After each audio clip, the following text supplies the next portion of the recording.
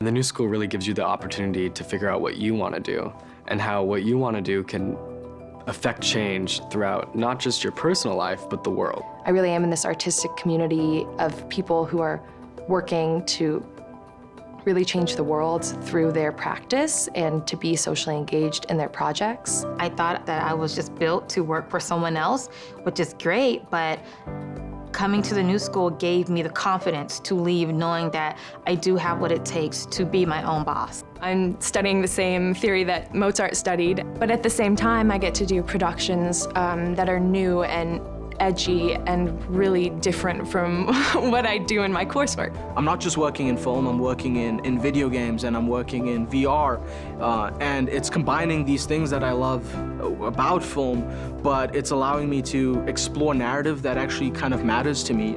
The theoretical and the scholarly is always connected to the practical component of actually making a difference. So being here at the new school has really made me more aware of what and why I do something, musically and as a person. I want to use these tools to be able to bridge policy and design in a way that no one has attempted to in my country. The new school is a place to explore who you are, why you are, and what you want to be. Putting theory into motion, I think, is what the new school offers. It tells you to do. It's like, don't sit around and just read this. Go out and explore. The type of student who would do so well in the new school is the kind that looks at something and says, why does it have to be this way? Good morning. I'm gonna need a little more energy from this crowd. Let's try one more time. Good morning. Thank you. Welcome, of course, to Parsons School of Design and the new school. My name is Courtney Malenius. I'm the Director of Graduate Admissions at Parsons, and on behalf of the admissions office, I'd like to welcome you to campus and congratulate you, of course, on your offer of admission. You've now all been invited to become members of an elite class of artists, designers, scholars, and creative thinkers ready to take on the world. The new school is a special place. As you saw from the video, we have a unique but complementary blend of disciplines and interests. The unique composition is rooted in our distinctive history, and one of the things that first drew me to working here at the new school was this rich history and how it translated into the vibrancy and the community that we have here today. As our name would forecast, the new school remains one of the most progressive institutions of higher learning in the world. Over the past century, we grew to include several schools. Some, like Parsons School of Design and Mannes Conservatory of Music, began independently, predating the new school itself. Others, like our liberal arts college, founded by Eugene Lang in 1985, is one of the newest members to be part of our community. Graduate divisions such as the New School for Social Research and the Schools of Public Engagement, which include the School of Media Studies, the Milano School of International Affairs Management and Urban Studies, the Creative Writing Program, and TESOL, offer graduate degree courses for you to consider taking as electives. Today, we are a comprehensive university of 10,000 students coming to us from 116 countries and all 50 US states. Parsons itself has about 5,000 students across the undergraduate and the graduate degree programs. This year, we anticipate that an incoming graduate population will be around 500 new students across 19 different programs. Approximately 50% of our diverse student body comes from countries around the world. This year, Parsons received more graduate applications than ever before. That's true. This was an increase not only in volume, but in quality as well. The insights you articulated in your personal statements, the talents you demonstrated in your portfolio and writing samples, and the positive impact you've made within your communities more than impressed us. And we are enormously proud to consider you the newest members of this community. I'd like to take a quick moment to see who we have with us in the room today. So with just a quick show of hands, how many of you are from the metropolitan New York City area? Okay, decent number. How many of you traveled from another state? Wow. Of this group, how many came from the South? Yeah, a couple. Midwest? Any Midwest? Sure. West Coasters? Oh, you guys all sat together. Did you travel on the same plane? No, you didn't know that. And any other Northeast region? Yeah, couple. Now, do we have anyone that traveled in today from another country? Oh my goodness. Well, don't be bashful. Shout out. Tell us where you came from. How about here?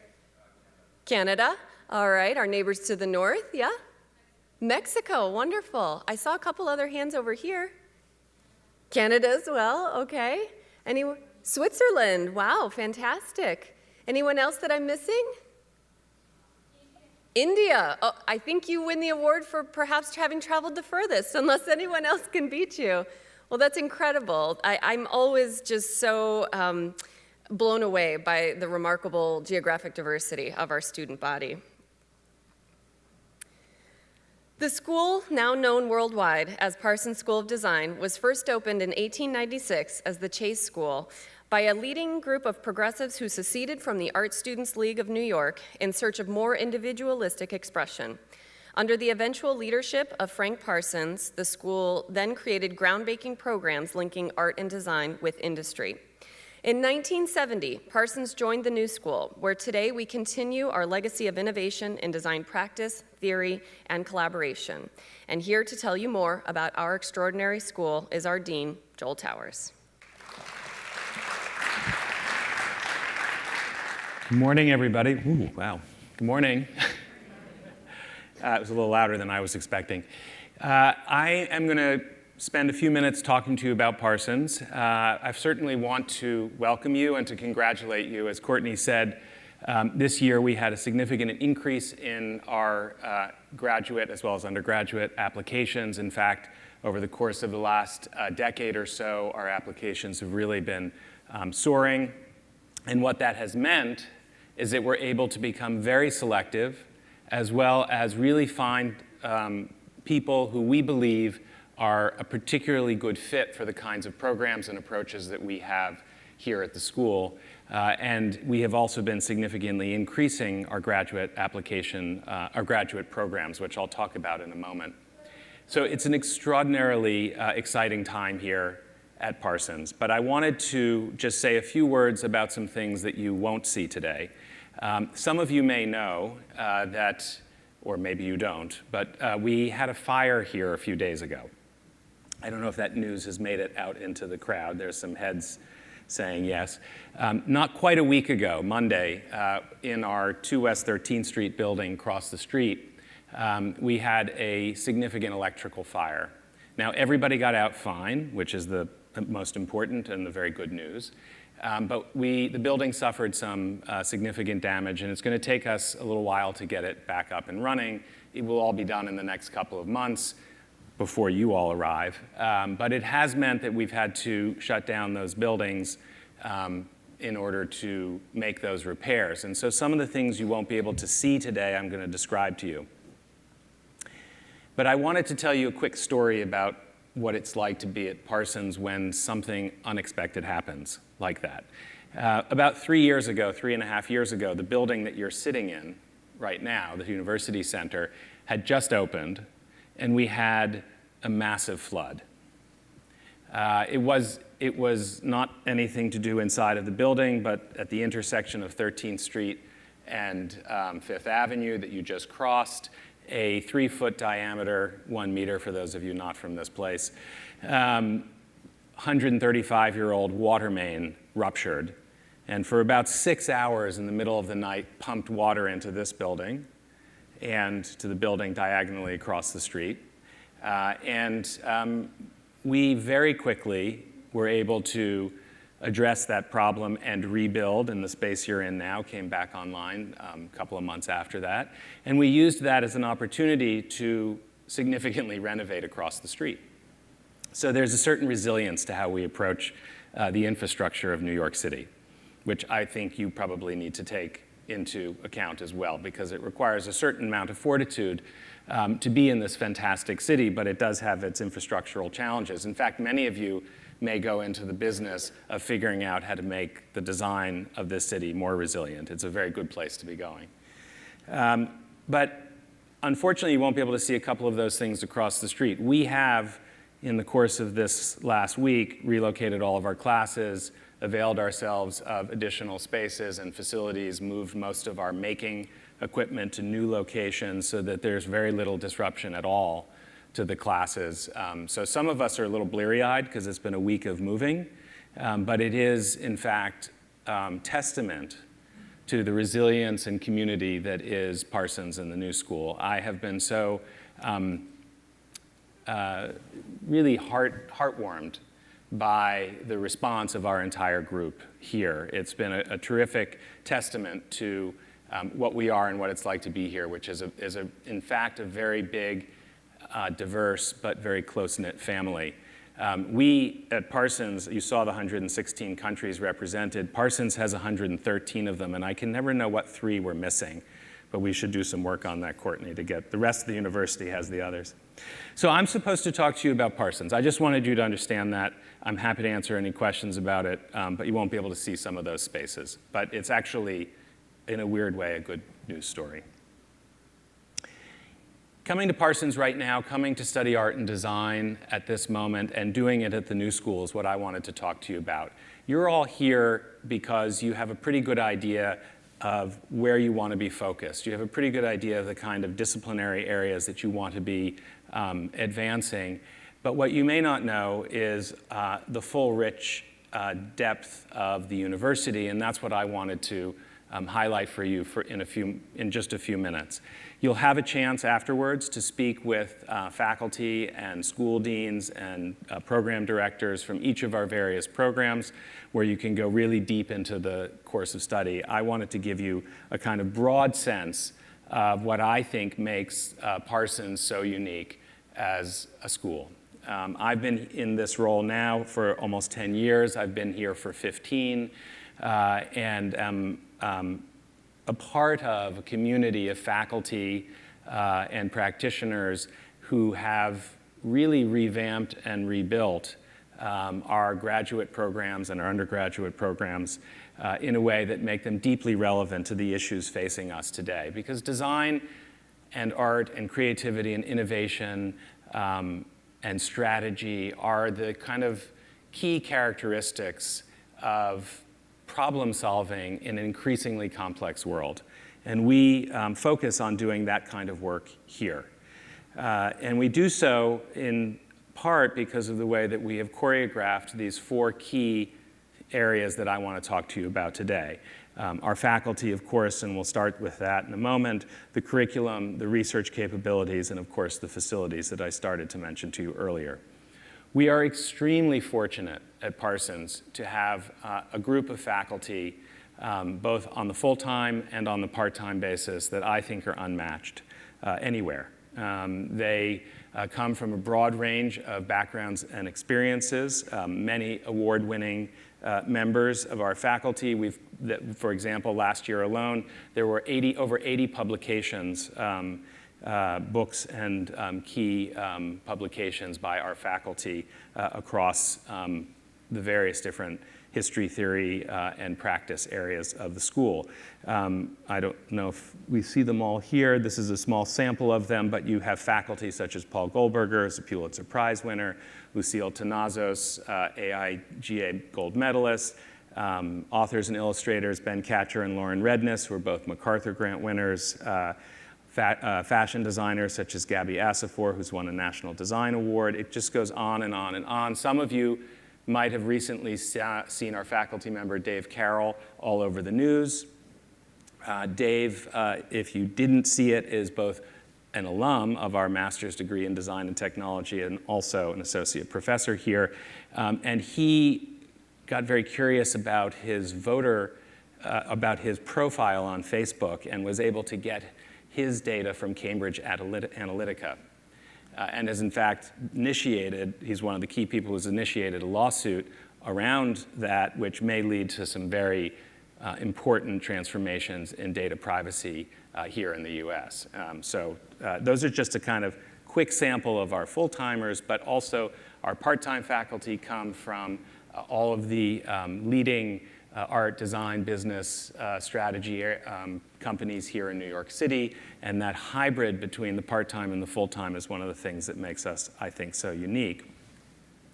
In addition to the research that our faculty undertake and their creative practice, they have been working really in a dedicated way, as I mentioned earlier, to develop the kinds of graduate programs that we now offer. And as you can see, these 17 graduate programs plus 2 dual degree programs are a very rich and diverse set of offerings. And we've also recently launched our first minor in design studies. And we will be offering the next graduate minor in impact entrepreneurship in the following year, and then we will be launching new minors as well. So you'll have an opportunity, as students across the New School do, to participate in those kinds of activities. Our programs are grouped into what we call schools. You will be able to meet 4 of the school deans here today. I see Sarah Lawrence sitting here in the front. I see Robert Kirkbride and Jane Perrone, and I think I saw Ann Gaines in the back there, Art and Design History and Theory, the School of Constructed Environments, the School of Design Strategies, Art, Media, and Technology. 4 of the 5 schools here at Parsons, and we've grouped ourselves this way particularly because it produces a kind of community of practice, a cross-pollination among graduate programs.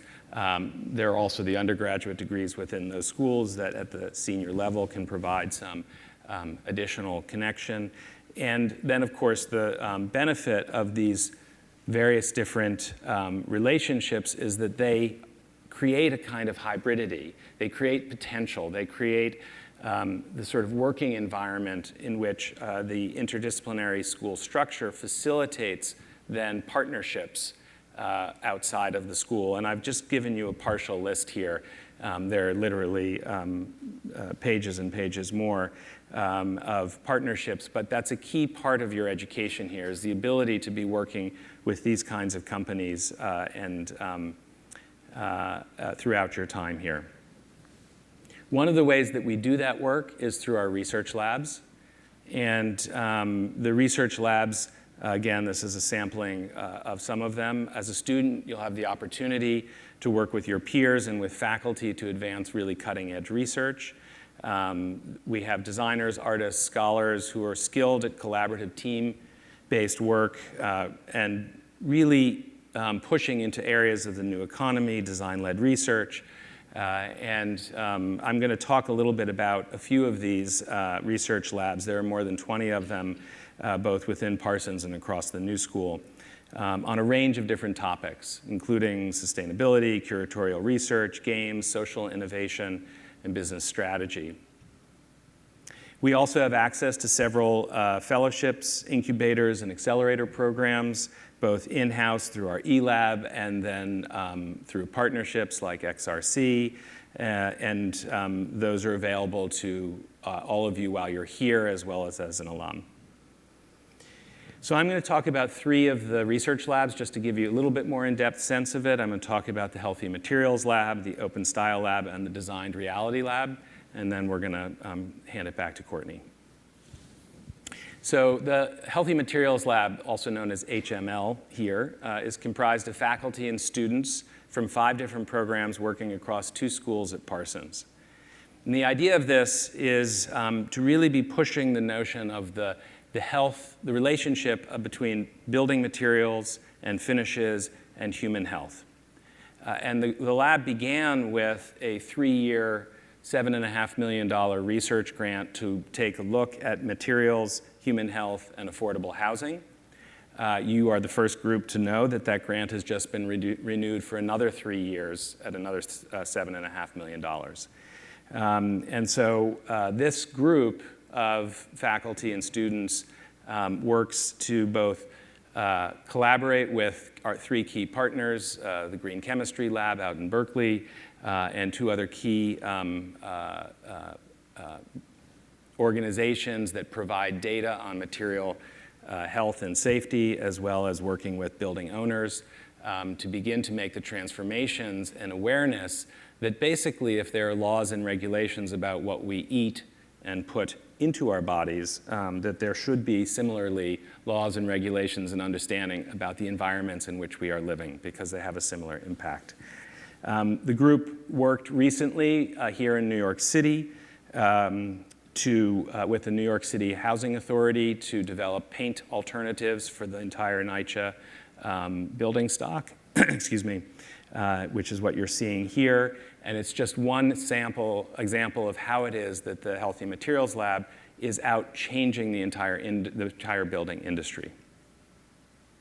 They also were able to work with our program in design that was called the Design Workshop, which is a design build program last year at the Children's Museum, and where we reconstructed, designed, and built the new lobby and entry area to the museum. And they were able to bring a healthy materials lens to that work. In addition, the Open Style Lab, which has been getting a lot of press as well recently. You may have been following Grace Jones' work. Grace is also an alum of Parsons from the MFA DT program.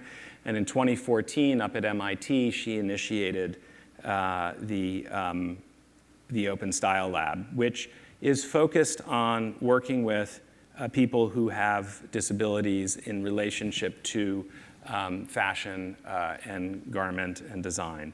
And so what Grace often points out is that 1 out of 5 people will have a disability at one point in their lives, but that the fashion industry doesn't serve that population on a regular or even thoughtful basis. And so the Open Style Lab, which does a flagship summer program as well as collab classes here that enable engineers, designers, and occupational therapists to develop clothing and designs and technologies that increase accessibility. That's the focus of Grace's work. Last fall, which is what some of the images you were seeing here, they worked with clients to address specific issues. And so Peter, for example, as you see in the top image, who has cerebral palsy, was really very dissatisfied with the kinds of clothing that he could find on the open market to address his particular needs. And so the students were working with him to develop a jacket that protects him and his wheelchair from inclement weather, as an example of the work that they do.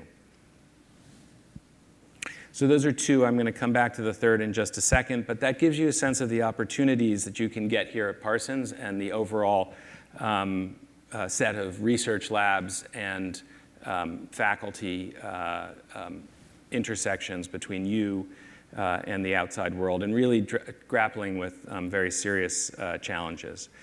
I think what truly differentiates Parsons, however, is that it's a design school within a larger university, and a research university at that, one that offers programs in the social sciences and the humanities, in policy, in planning, in performing arts.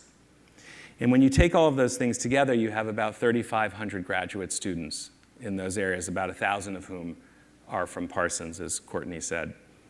And the opportunities open to you in the relationship among all of these different schools within the university and across Parsons opens up not only teaching and research and fellowship opportunities for you, because many of our graduate students do teach in the undergraduate areas or become research assistants for faculty, but it also opens up more cross-disciplinary or transdisciplinary opportunities for scholarship for you as well. And so, for example, and I'm going to highlight, this is the third lab I wanted to talk about, which is the Design Realities Lab. And the images that you're seeing behind me are from a class that's called a University Transdisciplinary Lab, which is a space designed for collaboration across the new school, which has a different faculty lead in any given year. The class that just occurred this past year was done by Tony Dunn and Fiona Raby, who are on our full-time faculty. And they also run a lab under the same name, Design Realities Lab. And the course they taught focused on the idea that while much design work is being done with specific communities under very real and focused constraints, their interest was to look beyond those constraints to understand new worlds as they are imagined by writers, filmmakers, and artists, to really push the boundaries of speculation to see how that could inform new ideas about organizing society in the face of major and inevitable changes that we are facing, things like climate change and urbanization and so forth. So the class developed proposals about what they referred to as micronations to explore ideas of citizenship, nationality, and territory in relation to emerging technologies. such as artificial intelligence, biotechnology. And then the students shared those ideas and methods and approaches with the many different disciplines working across the new school. So you had students from Parsons in industrial design and design studies and transdisciplinary design, design and technology and communication design, all participating in this Designed Realities Lab, as well as students from anthropology and sociology and psychology. And the one text up here is actually from an anthropology student who did a thought experiment around forming a constitution for a nation that decided to essentially terminate its existence. So this gives you some sense of the range and scope of work that is underway here. It's just a few examples of our community, and I encourage you and I hope that you will spend some time this afternoon really speaking with the faculty and the school deans and the program directors to really understand what kind of thoughts about your work and our research and how these two things are coming together to really create the community of Parsons. Because the truth is, with the curricular work, with the innovation that goes on in the research labs, with the faculty, ultimately, we are remaking the school with each new incoming class. And your ideas are pushing us, and we as a faculty are trying to push you to really expand those thoughts into truly transformative notions. So the last thing I wanted to talk to you about are facilities. As I said, there are some spaces that you will not have a chance to see. This, unfortunately, is a portion of the space you won't be able to see. It is part of a roughly 30,000 square foot new making center that we built over in the diagonally across the street in the Sheila Johnson Design Center. About a third of it is still open because of the way the buildings work and the electrical that I mentioned to you earlier.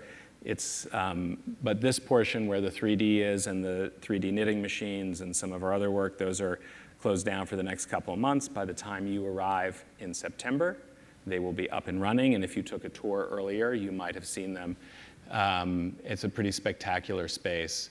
At the same time, we rebuilt the major photography shooting studios, as well as some of the industrial design studios, and what we refer to as the Cage, which is our, for the photography programs, an extraordinary resource available and open. All of these things are open that you're seeing here. Those are still available to see.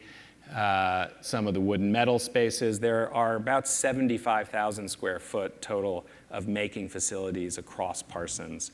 While these 30,000 are shut down briefly, we've been able to avail ourselves of the others, as well as take on additional spaces around the city to address, for example, printmaking and other things that we had to close. This just gives you a quick sample of the various spaces and a fly-through of some of the making center on the left and what's going on. We have a motion capture studio that is currently closed but will be open in a couple of months again that we built. In the middle, you see the 3D knitting machines, the Haas up there, metal milling machine, which is also going to be available in a couple months. So all of it will be back online when you're here, and it's an example of the kind of investment in making that we feel is really critical to the kind of critical engagement with theory, transformations in industry and practice, and the making of things in the world. And we bring all of this together. We are thrilled this year to be launching our new textiles program, for example, that I think will be crossing over in these ways in absolutely innovative, tactile, as well as technologically transformative ways. So the last thing that I wanted to tell you about is some of our exhibition space. And we have the Sheila Johnson Design Center, which is the ground floor that you can see from the street. We host multiple exhibitions over the years. It's also where we host some of our end-of-year activities, Parsons Festival, I encourage you, if you are in the New York region, to come back. The festival will be going on despite our challenges across the street. We'll be taking on additional spaces. We'll be transforming the buildings in ways that we hadn't thought we would do until we had this little hiccup. And in fact, that's probably a good place to be thinking about ending, in part because it brings you back to the value of design and back to the value of resilience, which is to say that no matter what you are presented with, the capacity to think about design solutions, about innovations, about transformations in the world around you is ultimately what we do. To paraphrase the student who was speaking earlier, who said, the kind of student who does well here is the one who looks at the world and says, why does it have to be that way? That is the right statement, I think, about Parsons. It's a place consistent with the university's mission around social justice, around environmental sustainability, around cities and urbanization, around questions of migration and mobility, around the challenges of economic stratification, around this is what motivates us as designers to be thinking about remaking and transforming the world. It's an extraordinary time to be doing this work here. These are just a few of the students who have graduated in recent years, and we thought they might send a little message back to you of hello. It was a little digital postcard that they had at their graduation a couple of years ago, and I've always liked it. And so it's the last slide that I will show, and I welcome you to Parsons. I look forward to meeting you all in the fall semester, and I will hand it back to Courtney. Thank you. So now that Joel has everyone excited to enroll, I'm going to go over just a couple of quick next steps for the afternoon. Okay. So first things first, in order to join us this upcoming fall, you'll need to submit the non-refundable enrollment deposit through your My New School portal. And the first time you log into the portal, you're going to click on the button that says Look Up Your Net ID. And you'll be asked to provide your student ID number, which you'll find in your acceptance letter, and also the spelling of your last name. And it's really important to spell your last name the same way you spelled it on the application that you submitted. I know sometimes with hyphenated last names, this can trip students up. And then that will provide you with what's called your Net ID. And your Net ID will then allow you to create a password and to log into the portal for the very first time. Once you're logged in, you're going to see a little button that says Pay Tuition Deposit, pretty straightforward. And then this is going to take you to a secure server that we have called TouchNet, and it's where a secure online payment can be made. So just remember to click the button that says Deposit, and then you'll be prompted to provide credit card details to pay the $500 enrollment deposit.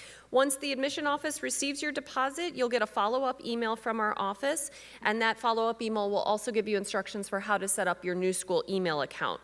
It's really important to be checking your New School email regularly throughout the summer months, because this will be the way that the university officially communicates to you about important upcoming deadlines.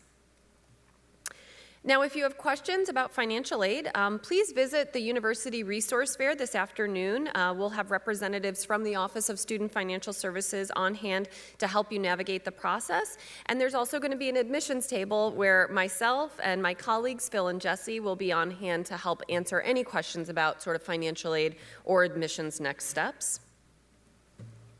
It's also really important to familiarize yourself with the tuition and fees webpage so that you understand your cost of attendance. Some of our graduate degree programs charge on a flat rate tuition fee based on the number of credits that you're required to register for each semester, while others charge on a per credit model if you're taking 9 or fewer credits. So the admissions office is here, again, to help you navigate that process and answer your questions so that you have a clear understanding of your program's cost of attendance. Now, I know many of you always email the admissions office with questions about seeking on-campus employment. It's only natural. So if you're looking for teaching assistant, research assistant, and graduate assistant positions, you simply visit the website called careers.newschool.edu, and you'll click the Students tab on the bottom to search for on-campus employment. Now, most of the jobs get posted closer to the start of the school year, and they will require an interview. So it's a little soon to be searching for them now, but in in late August, early September is when you'll want to be seeking assistance through the careers webpage. If you'd like to live in on-campus housing, you must apply for housing by the June 15th deadline, and there's a $350 non-refundable housing deposit that's required. There are several residence halls that are available to graduate students, and a representative from the Office of Housing and Student Life will be available this afternoon during the resource fair to help answer your questions. Now, for students who wish to live off campus and find an apartment in the area, there's some helpful tips on the housing webpage for how to go about the apartment search process. And we also have sort of forums within the admitted student Facebook group to help you navigate that. Now, the Student Success and Advising Office is going to guide you through the process of registering for classes over the summer months, and this process usually happens in late May, early June. Just one quick programming note, students in the room that are in the MFA Photography program, your classes begin on Monday, June 4th, and the MFA Design and Technology Boot Camp will begin on Monday, July 30th. Now, your academic advisor will be assigned to you, and they're going to contact you via your New School email account with registration instructions specific to your program. And again, that process usually happens in late May, early June. In general, academic advising begins with the selection of classes for your first semester and continues throughout your time at the New School. Academic advisors are going to help you identify your goals and unique learning opportunities for you, as well as map out a personalized path to your creative innovation. You're also going to receive updates throughout the summer about Orientation Week, which takes place the week prior to the start of the fall semester, and classes officially begin on August 27th for the fall term. Who's getting excited for fall classes to start? Finally, some housekeeping reminders. For students that are here from overseas, if you're a non-U.S. citizen or permanent resident, you must apply for an I-20 to obtain a student visa to study in the United States. So more information about how to start that process is found in your acceptance letter and also on the Accepted Student Portal page. We'll also have a representative from the Office of International Student Scholars here during the resource fair this afternoon.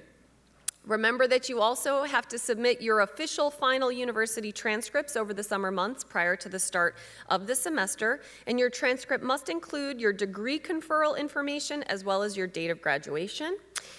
Make sure that we have your current mailing address on record, so if you've moved since you submitted your application last January, you can update your address through your My New School portal. And then also it's important to review the Student Health Services website for information about how to submit immunization forms as well as the student health insurance plan in case you're looking to take out the health insurance plan.